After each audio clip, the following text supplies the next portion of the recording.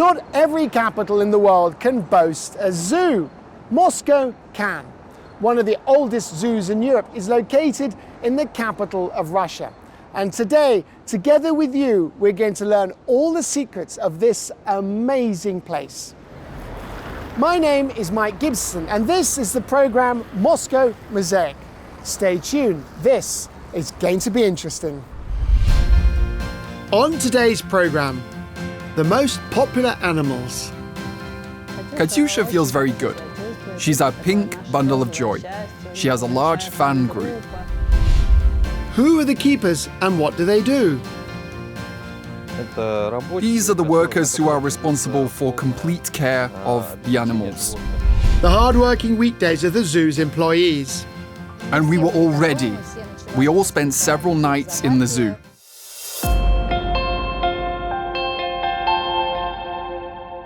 The entrance to the zoo is visible from far away.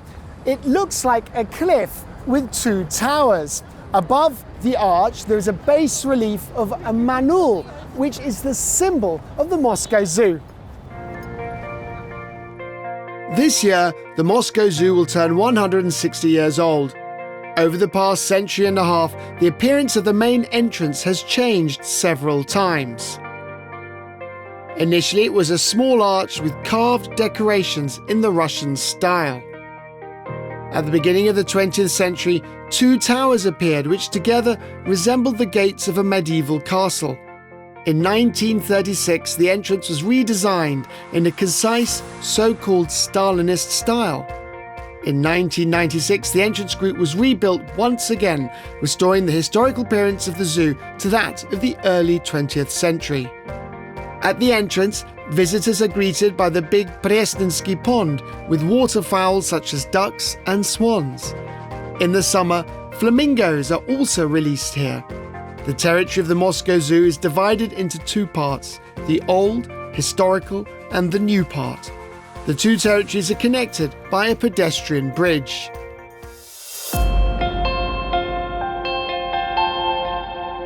Svetlana, hello, nice to meet you. Could you please tell me what is the mission of the Moscow Zoo? Well, the Moscow Zoo is like the heart of the capital. The main mission is, of course, to create and preserve a reserve population of rare and endangered animal species, but it also has an educational function. We must instill and promote love for nature, making all visitors, residents of Moscow and guests to the capital a little kinder. As of today, the Moscow Zoo houses over 1,200 species of animals, totaling more than 10,000 individuals. The diversity of the animals and the geography of their habitats are staggering. There are all kinds of wild cats from all over the planet, primates and penguins. Some of the largest of the zoo's inhabitants, such as the elephants, arrived in Moscow from Vietnam in 1985. Every day, the elephants consume about 180 litres of water and eat around 150 kilograms of food. We also have a 190-hectare area just outside of Moscow, near Volokholamsk, and a territory, a feed base, where we grow our own vegetables and fruits for our animals.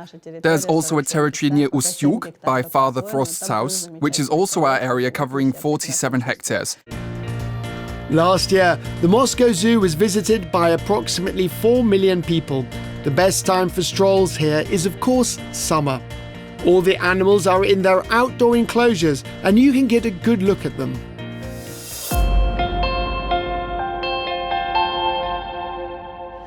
The most popular inhabitants of the zoo are the Panda family. Mum and Dad came to Moscow 5 years ago. Last summer, they had the first baby panda to be born in Russia. Giant pandas inhabit the mountainous regions of central China. Today, there are 2,600 of these bears in the world, with 900 of them in various zoos. Pandas are considered a vulnerable species and are under the protection of the Chinese government. Therefore, all pandas kept in zoos exist there on lease and belong to the People's Republic of China. The transfer of pandas to a zoo is a symbol of high-level diplomatic relations between China and the country where the pandas reside. The Russian Federation is among such states. A memorandum on cooperation between the Beijing and Moscow zoos was signed in 2017 during the Moscow Days, which took place in the capital of China.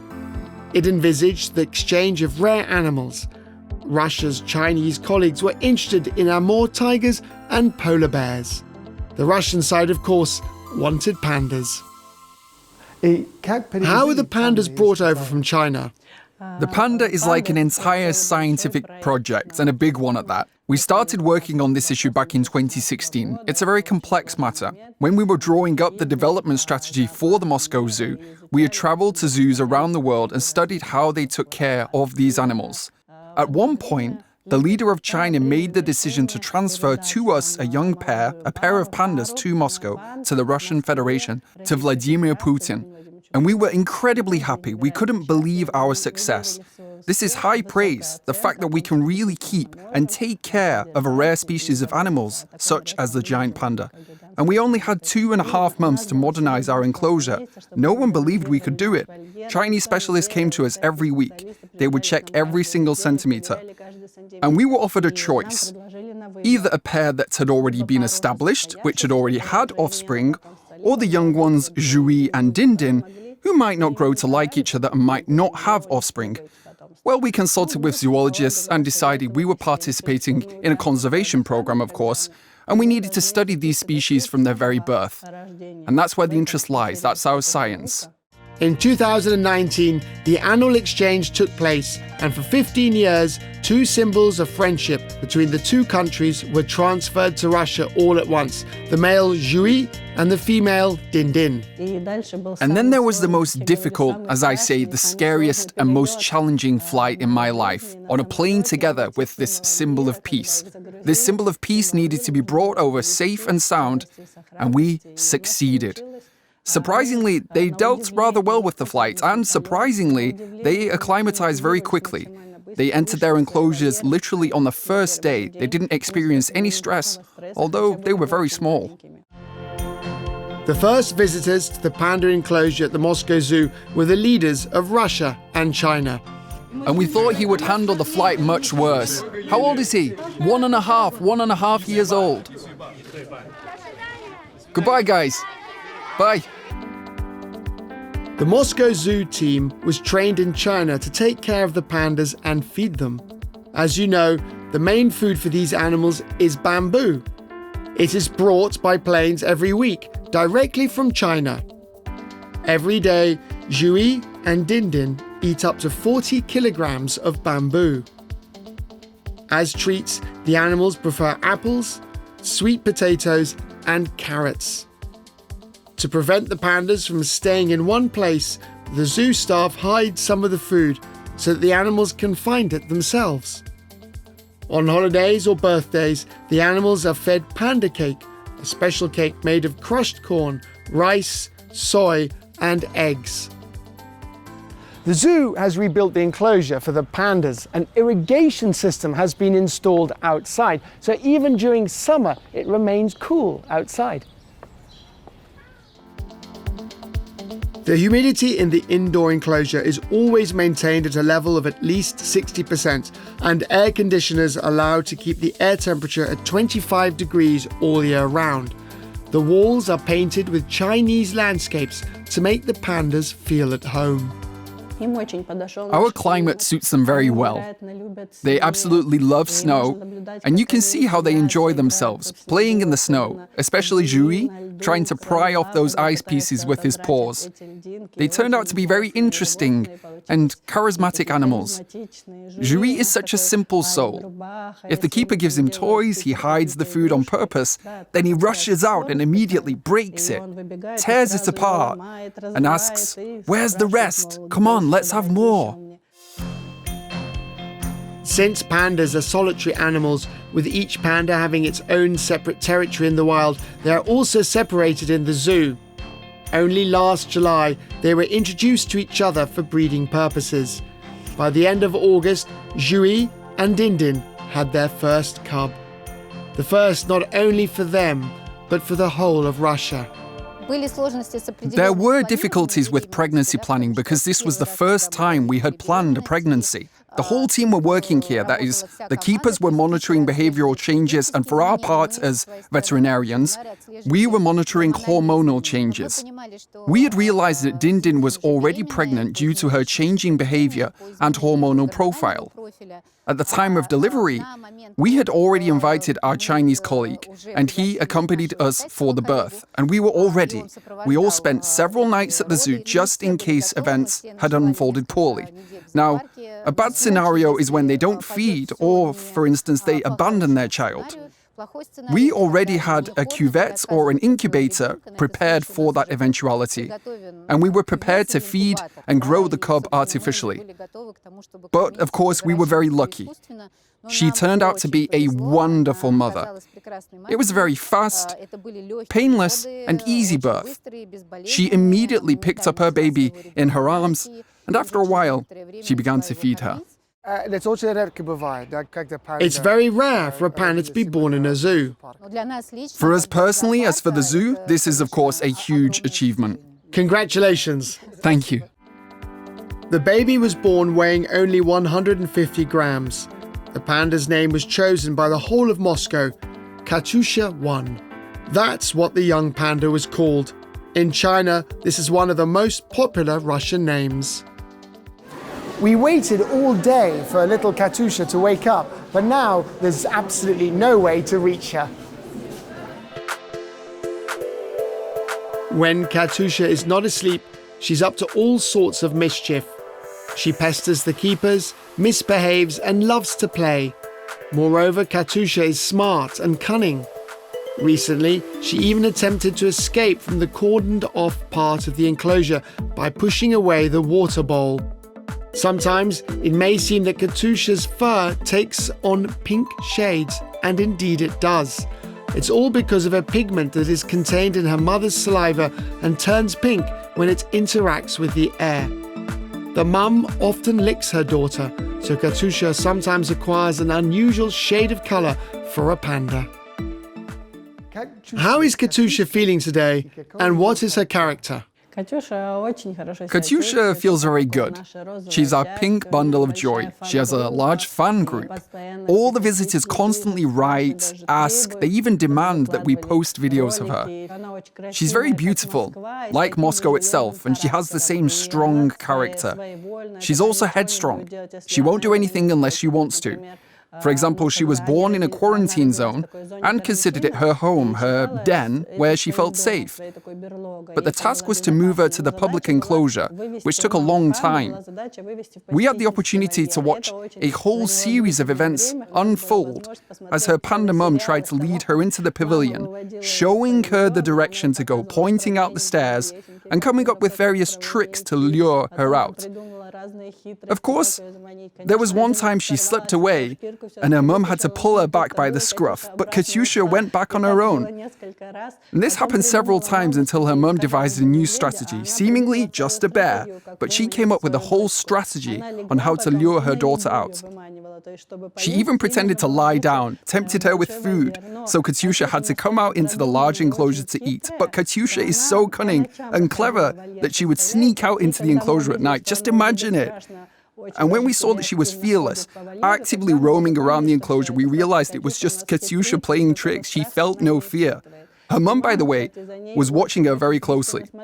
For example, when she climbed the highest ladder, her mum would even push her off and her heart would skip a beat. We were afraid she might fall. But our Chinese colleague said, no, it's all right. She's teaching her how to be agile. She's showing her what to grab onto, what can make her fall. Our Chinese colleague said we're doing everything by the book.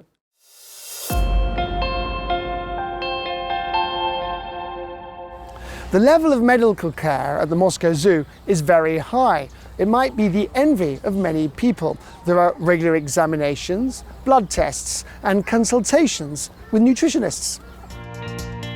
There are 7 doctors responsible for the animals' health in the zoo.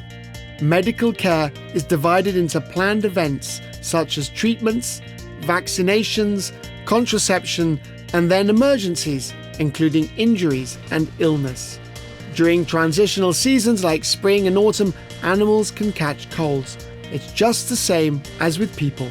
During the summer, visitors sometimes feed the animals, which can lead to gastrointestinal problems for them.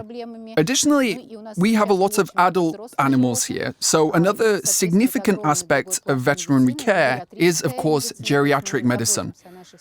We take care of our elderly animals who may suffer from conditions such as arthritis, back pain, or even mild depression, which, of course, we try to address. Even mild depression? Of course. Animals are basically the highest form of nerve activity. Any creature with complex nerve activity is bound to experience mood changes, especially as they age. What's the main feature of medical care and treatment for the pandas? Well, we're very lucky in this regard because the pandas are trained and have excellent rapport with their keepers. Currently, most examinations could pretty much be conducted without anesthesia. The pandas are trained to be in contact with the veterinarians. They are trained to offer their paw for blood sampling, to present their chest, for us to listen to their heart and to their lungs, and even allow palpation of their abdomen so that we can check for any discomfort. They let us look at their skin, they open their mouths so we can inspect the condition of their tongues, the condition of their gums and teeth, and this is the approach we will be training Katusa with in the coming months. You mentioned that sometimes visitors feed the animals. Is this a significant issue? Nowadays, let's say the behavior of visitors has improved significantly compared to how it was 10 to 15 years ago. However, the desire to get closer and share something tasty with the animals, naturally, that still persists. However, feeding the animals in the zoo is still possible, but only in the children's zoo and with special food. Naturally, I couldn't resist such an opportunity. This can be done by anyone.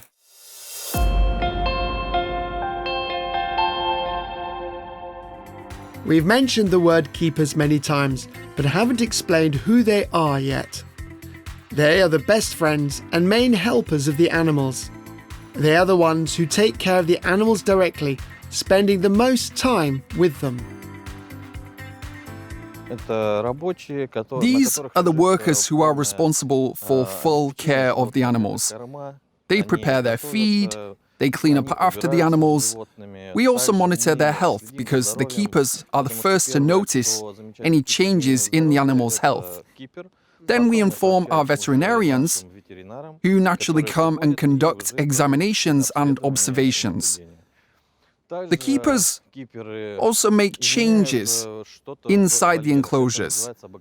It's called environmental enrichment. What we do is make the animals feel more comfortable to support their instincts.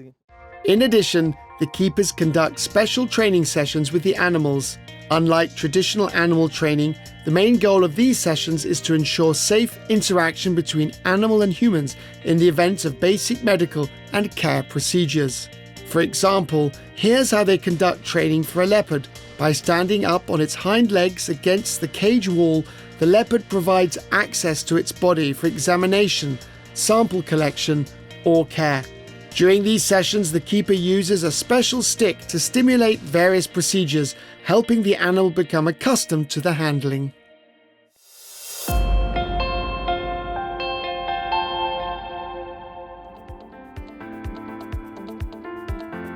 The scientific collection of the Moscow Zoo is the third largest in the world.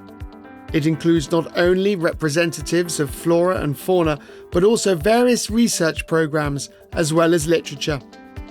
The Moscow Zoo has its own library. In 2022, it was open to visitors as a reading room. The book collection primarily consists of zoological literature, biology, animal systematics, as well as rare, specialized publications. Before us is one of the very first copies of the International Red Book of Endangered Species. Now pay attention to the publication year, 1964. The book was printed in Switzerland in English. It's an international book, the Red Book, and this is how it looked. a collection of pages with a spring binder. There are only a few hundred copies in the world, and each copy was distributed by the most prominent figures in science and politics.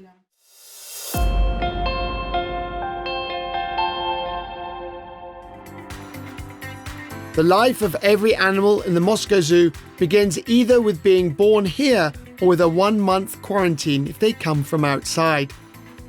In the first few days, the zoo staff closely observe the new resident, study its behavior, and select the appropriate diet. After the adaptation period, the zoologists try to establish contact with the animal. At first, we simply get acquainted. We learn to trust each other. I approach, you approach, then maybe you give me your paw, then perhaps I touch your paw with a syringe, then maybe you allow me to give you an injection with the syringe. Perhaps you then offer me your paw for an X-ray, for some veterinary procedures, shall we say. And then maybe you'll learn to enter a transport crate, and afterwards, of course, you'll be able to come out at my request.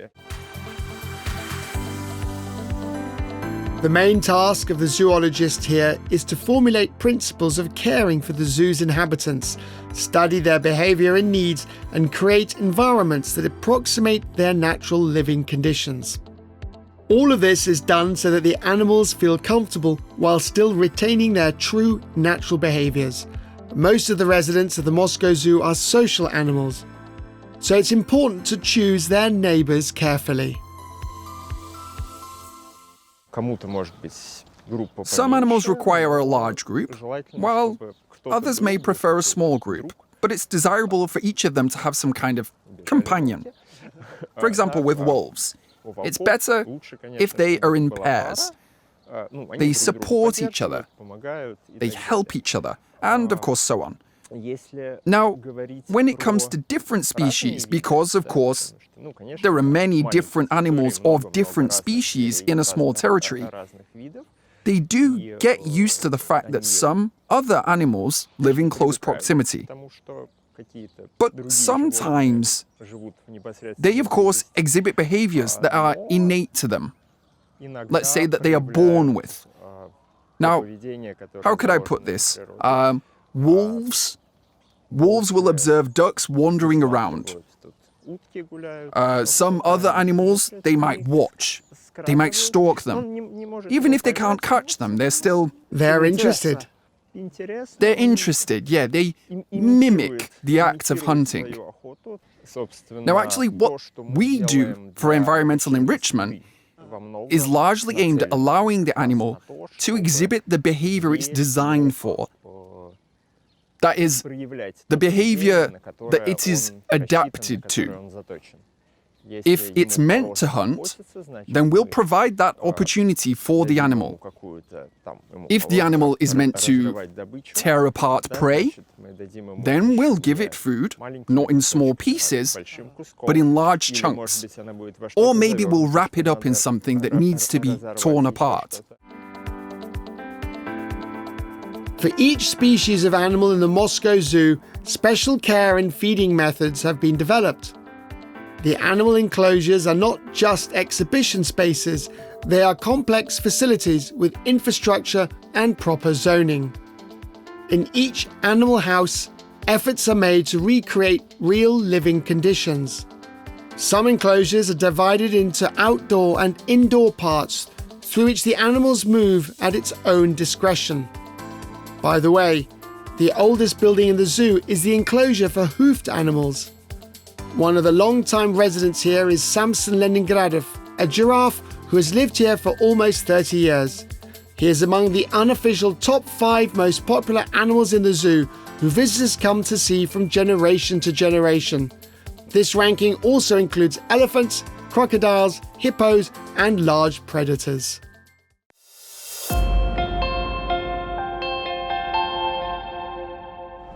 Our day at the Moscow Zoo has come to an end. It was so interesting to get to know the animals and to find out how everything works here. By the way, this is the new entrance to the zoo. This has been the programme Moscow Mosaic, and I'm Mike Gibson saying goodbye to you until the next programme.